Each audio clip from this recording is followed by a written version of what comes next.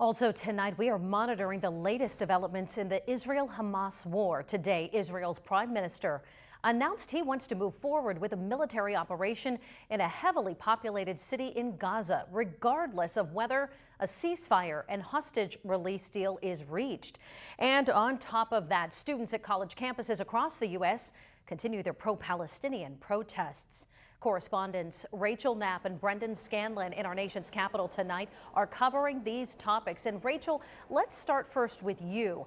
How is the State Department reacting to the Prime Minister's plans for that military operation? Good evening, Eva. So Rafah is a heavily populated city in the southern part of Gaza. It's where many people have fled to seek refuge. And that's where Prime Minister Benjamin Netanyahu has announced that he wants to move forward with the military operation plan there.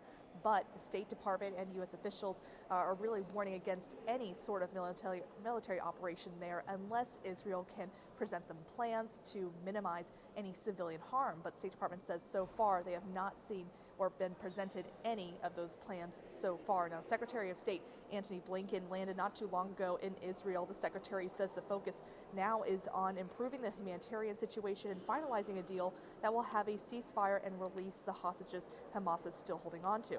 Now, on top of the Israeli Prime Minister's announcement on Rafah, he also took to social media claiming the International Criminal Court is contemplating issuing arrest warrants against senior Israeli officers as war criminals. The State Department says they do not believe the ICC has jurisdiction on this.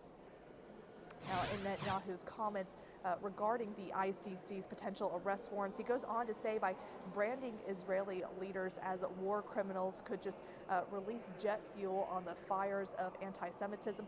Brendan, I know this is something that you've been discussing with and working on today, but Netanyahu says that he's worried that this kind of move could already inflame those remarks that he says that he is seeing on college campuses across the U.S. Yeah, we've been seeing it play out across the U.S. in the past week or two, and it's a big topic here in Washington, D.C. House Speaker Mike Johnson and other House Republicans were talking about it this afternoon. They were not shy in their criticism of universities where these protests are taking place, where they are escalating. Republican leaders say universities like Columbia in New York City are fostering an environment for anti-Semitism and that they're violating the Civil Rights Act. Protesters at Columbia have occupied buildings, and lawmakers on both sides said university officials need to get it under control or step down. This afternoon, House Republicans threatening to pull federal dollars going to universities where they say civil rights of Jewish students are being violated.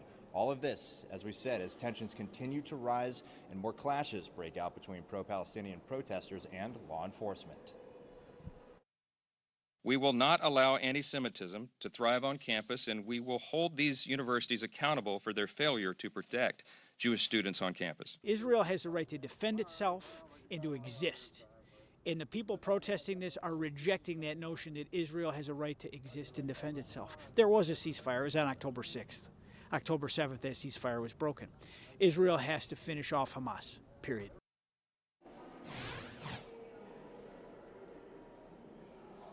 Eva, a couple of days ago, I was at George Washington University here in Washington, D.C., where an encampment is set up, where there's some relatively peaceful protests up to this point. And I talked with some of the protesters there. They said that they are there calling on, demanding really that university leaders divest from Israel. They want to cut ties with companies that have investments in the state of Israel. And that message, those demands are pretty universal across all the universities where we're seeing these protests taking place. But for now, reporting live on Capitol Hill for Erie News Now, this is Rachel Knapp. I'm Brendan Scanlon. Eva, back to you. Rachel and Brendan.